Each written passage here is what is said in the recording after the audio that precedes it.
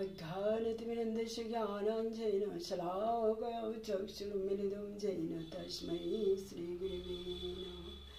हे कृष्ण करुणा सिन्धु दीनबन्धु जगत्पते गोपीश गोपीकान्त राधाकान्त नमोस्तुते।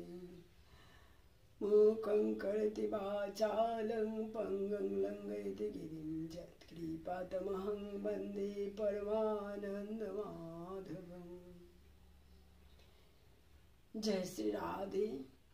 এখন আমি শ্রীমদ্ ভাগবত থেকে একটু আলোচনা করছি। শ্রীমদ্ ভাগবত আমাদের শোনার কখন মনে খুব আগ্রহ আসে, যখন আমাদের মনে ভক্তির ভাব উদয় হয়, তখন আমাদের মনে শ্রীমদ্ ভাগবত কথা শুনতে ইচ্ছা হয়।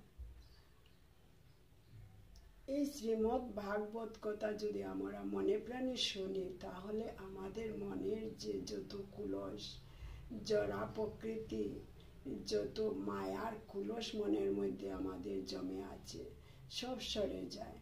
কিন্তু আমরা সেই ভাগবত কথা মনে প্রাণে শ্রবণ করে আমাদের হৃদয়ে সেগুলা কথা আলোচনা করতে হবে। হৃদয়ের মধ্যে সেই কথাগুলা বারবার মনের মধ্যে নিজেকে এই কথাগুলা ভেবে ভেবে মনকে শুদ্ধ নিজেকে করতে হবে।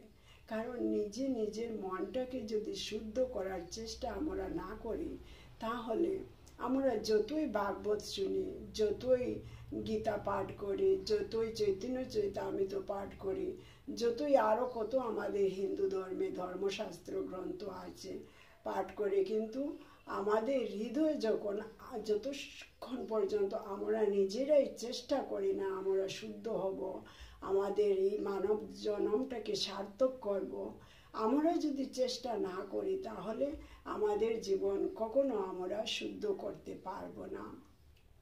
সব আমরা নিজের কাছে সব একটু চেষ্টা করলেই হয়ে যায়। আমাদের মতোই তো কত মহাপুরুষরা একজন মায়ের গর্ভে জন্ম নিয়েছেন। ওরা তো আমাদের মতো সাধারণ মানুষ ছিলেন এক সময়।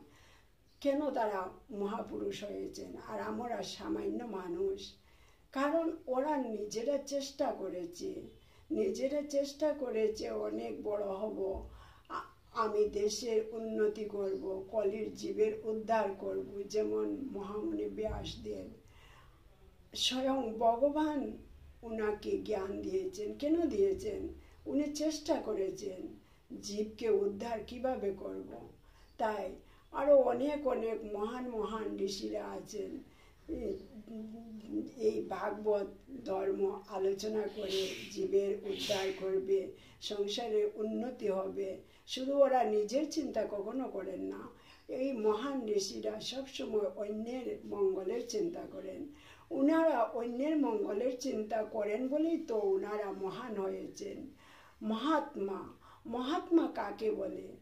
মহান আত্মা। উনারা নিজের চিন্তা কখনো করেন না। উনারা সব সময় অন্যের মঙ্গলের চিন্তা করেন। অন্যের মঙ্গল কিভাবে হবে?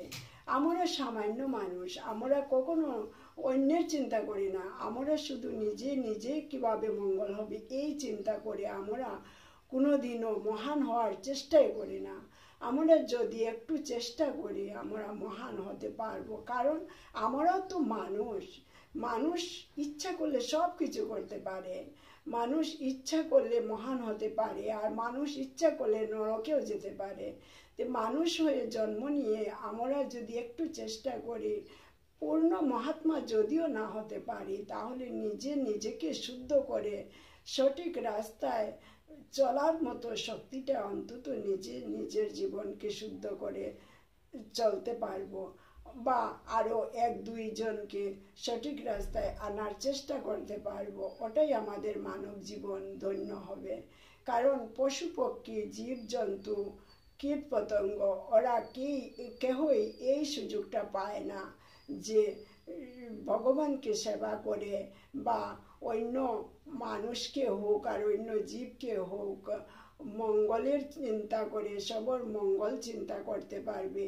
অন্য পশু পক্ষী সেটা সুযোগ পায় না, কিন্তু মানুষ হয়ে আমরা জন্ম নিয়ে যদি একটু চেষ্টা করি সঠিক রাস্তায় নিজেকে শুদ্ধ করে নিজেও সঠিক রাস্তায় চলতে পারবো, আর অন্য মানুষকেও বা জীবকেও সঠিক রাস্তার পথ দেখিয়ে দেওয়ার চেষ্টা করতে পারবো। এটাই আমাদের মানব জীবনের সবচেয়ে বড় চেষ্টা আর সাফল্য।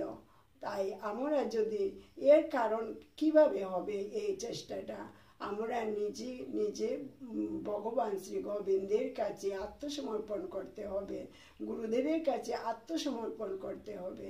গুরুদেবের অশেষ কৃপা না হলে গোবিন্দের চরণে ভক্তি আসে না, আর গোবিন্দেরও যদি কৃপা না হয় তো গুরুদেবের অশেষ কৃপা হয় না।